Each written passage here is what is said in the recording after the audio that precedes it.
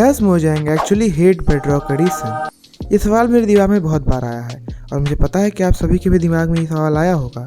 और आए भी क्यों ना, मोजांग ऐसी ऐसी हरकतें ही करता है। बेडरॉक के इतने सारे बग्स इतना लेट होते हैं फिक्स होने में, और जावा तो एकदम मक्खन चलता है।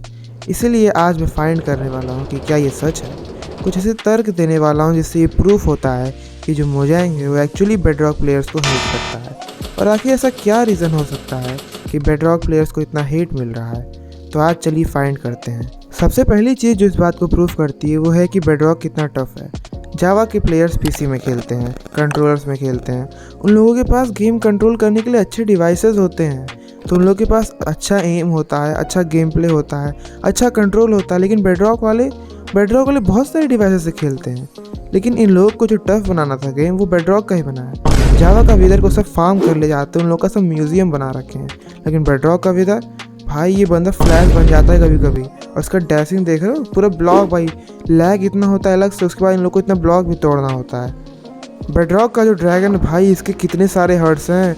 बेडरॉक का ये, बेडरॉक का वो, भाई कितना टफ गेम है यार। इसके मैकेनिक्स ज़्यादा समझ नहीं आते हैं। रेस्टोरेंट तो इसकी लगी पड़ी है। रेस्टोरेंट इसका आप समझ ही नहीं सकते। कोई आपको मशीन बनाना है, यूट्यूब पे वीडियो देखने जाओगे, बेडरॉक के लिए रहेगा ही नहीं, सब जावा के लिए रहेगा। जावा के लिए देखोगे, उसके बाद बेडरॉक में आके वही चीज़ करोगे तो अनसंट हो जाएगा। मान लो TNT लॉन्चर बना रहे हो, TNT फट गया। और फिर भाई इस गेम के बारे में तुम बात करो, इस गेम के बारे में ऐसा क्या है जो इसको जावा से बेटर बनाता है।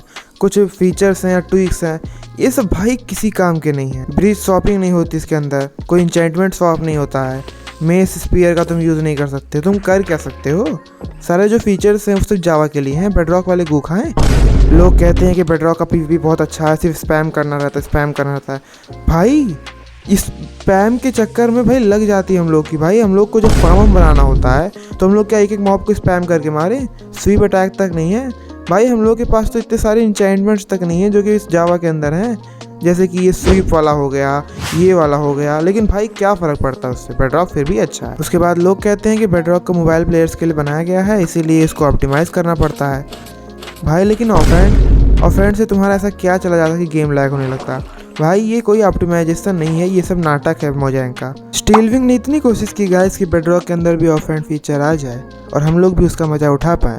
लेकिन मोजांग को इससे क्या फ़र्क पड़ता है? उसको तो नए नए मॉब वेरिएंट्स लाने हैं, उसको बेबी मॉब्स को और क्यूट बनाना है। भाई हम लोग को नहीं फ़र्क पड़ता है कितने क्यूट है। मुझे ऑफेंड चाहिए।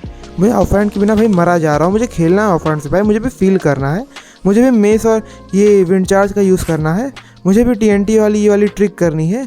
लेकिन उससे क्या फ़र्क पड़ता है? मोजांग वही करेगा जो उसको करना है।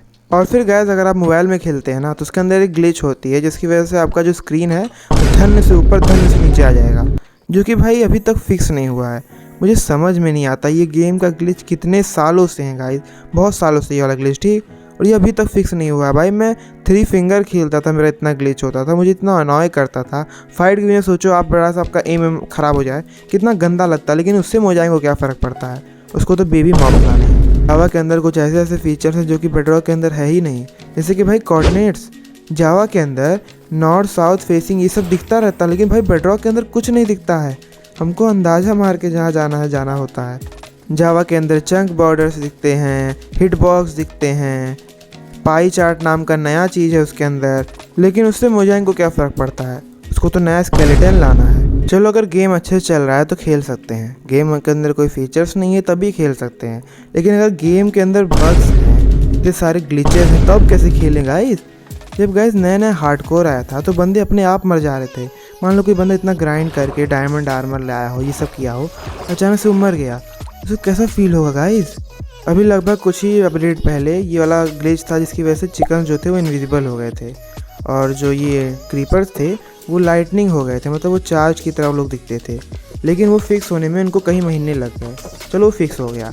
अभी जो नया ग्लिच आया उसके हिसाब से स्पीयर जो है वो हम लोग का कुछ ऐसा दिखता है, और हम लोग किसी भी चीज़ को अगर कुछ आइटम्स के साथ ब्रेक करेंगे फिर अटैक करेंगे तो उसका एनिमेशन ऐसा होता है। लेकिन उससे क्या फ़र्क पड़ता है गाइस? बेडरॉक को तो नए जॉम्बी वेरिएंट्स लाने हैं, नए नए कैमल वेरिएंट्स लाने हैं, ये करना है वो करना है, लेकिन कोई फ़र्क नहीं पड़ता है मोजांग को इन सबसे। खैर अब जो है वो है, जैसे भी ये गैस गेम तो अपना ही है, इसको खेलते हैं।